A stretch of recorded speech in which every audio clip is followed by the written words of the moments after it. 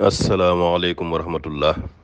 yéen mbokk yi ñu ñëwaat ak yéen ci suñ ëtt biñ tudde dundal guddi gi lépp ñu koy sukkandikoo ci téereb sëriñ Tuuba bim tudde safinatul amaan lil xaa'ifiina lu jajan niiraan muy gaalu mucc gi nga xam ne képp ko ragal sawara boo ci duggee te ko wàcc àjjana la lay cëppe kon yi nga xam ne mi ngi ko ciy def muy ay naafilay bëccëg ak guddi képp ko koy saxal ba faatu àjjana ngay tàbbi dara du la tee dugg àjjana lu dul faatu. téere bi nag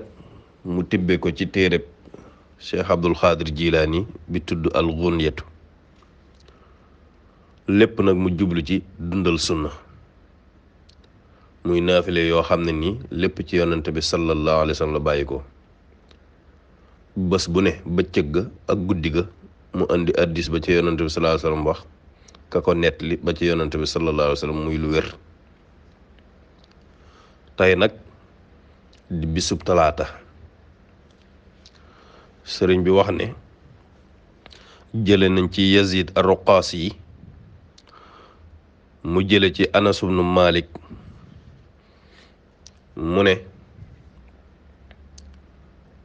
man salla yowma sulaasaa'i 10 rakaxaat inda intisaafi nahaari wa fi xadiisin aaxar inda irtifaaci nahaari képp ku julli bisub talaata digg bëccëg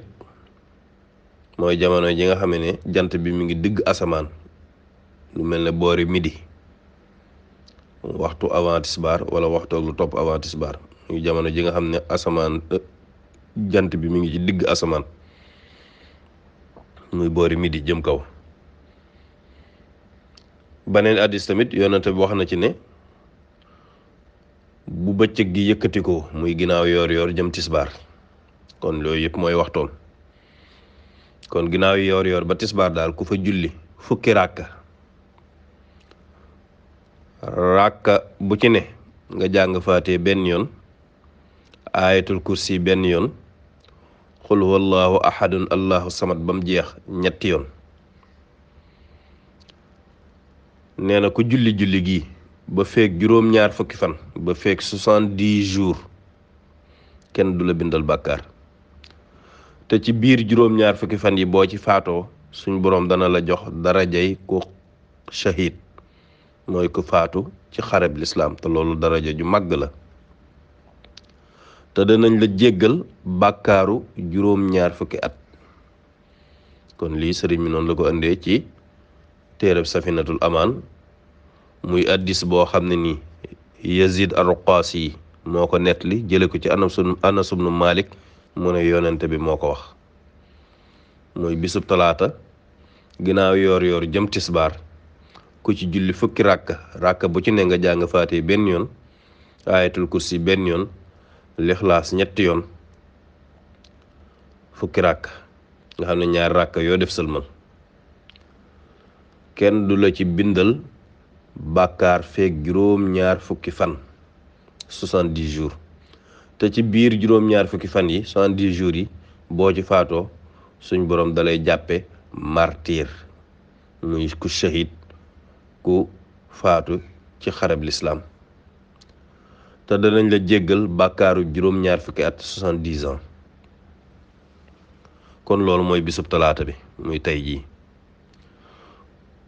léegi nag ñu ñëw ci guddig àllarba mooy talaata bu gee xasee jot jëm fajar loolu la ñuy wax guddig àllarba.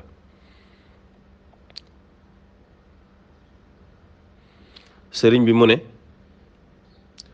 jëlee nañ ci yonante bi sallallahu alayhi wa sallam mu wax ne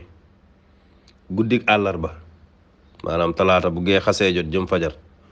ku ci julli ñaari ràkka bu ci ne nga jàng faatee benn yoon xula onze bi rabbil falaxi fukki yoon muy ràkka bu njëkk bi ràkka bu ñaareel bi nga jàng faatee benn yoon xula onze bi rabbin naasi fukki yoon. sëriñ bi nee na yonente bi sallallahu alayhi wa sallam nee na asamaan su ne juróom-ñaar fukki junni malaaka danañ ca wàcc muy 70 000 anges asamaan su ne juróom-ñaar fukki junni malaayka danañ ca wàcc di la bindal tiyaaba ba yowmal xiyaam muy ci ñaari ràkka yi rek goo xam ne nii da nga koy def ci guddig àllarba. ràkka bu njëkk bi faatee benn yoon xulal bi rabbil falaxi fukki yoon, ràkka bu ñaareel bi faatee benn yoon xulal bi rabbin naas fukki yoon. boo ko defee asamaan su ne ci juróom-ñaari asamaan yi juróom-ñaar fukki junni malaaka danañ ca wàcc.